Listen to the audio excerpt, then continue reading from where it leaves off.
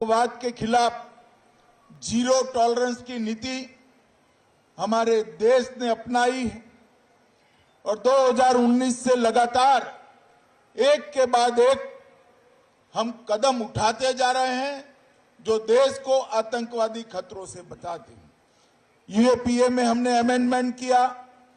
NIA act में amendment किया, PMLA को, ईडी को टेरर ग्रुपों के फंडिंग पर एक्टिव किया, टेरर फंडिंग के साइंटिफिक इन्वेस्टिगेशन की सिस्टम बनाई, PA5 पर बैन लगाया, मैक को मजबूत किया, CCTNS और नेटग्रिड के माध्यम से देश भर की इन्वेस्टिगेशन एजेंसियों के साथ पूरे देश का डाटा साझा करने की शुरुआत की और 3 नए अपराधी कानूनों में पहली बार हमने टेररिज्म को व्याख्यायित कर अदालतों में जो लूपहोल्स ढूंढते थे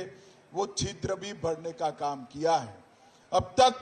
57 से ज्यादा व्यक्तियां और कई ऑर्गेनाइजेशन को हम टेररिस्ट ऑर्गेनाइजेशन और टेररिस्ट घोषित कर उनकी गतिविधियों पर भी हम प्रतिबंध डालने में सफल हुए हैं। इस समूचे अभियान को अगर हम ध्यान से देखें तो धारा 370 समाप्त करने से लेकर सर्जिकल स्ट्राइक, एयर स्ट्राइक और ऑपरेशन सिंदूर से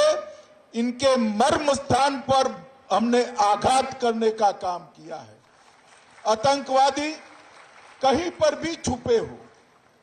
कितनी भी मजबूत तरीके से उनको छुपाने की व्यवस्था की हो,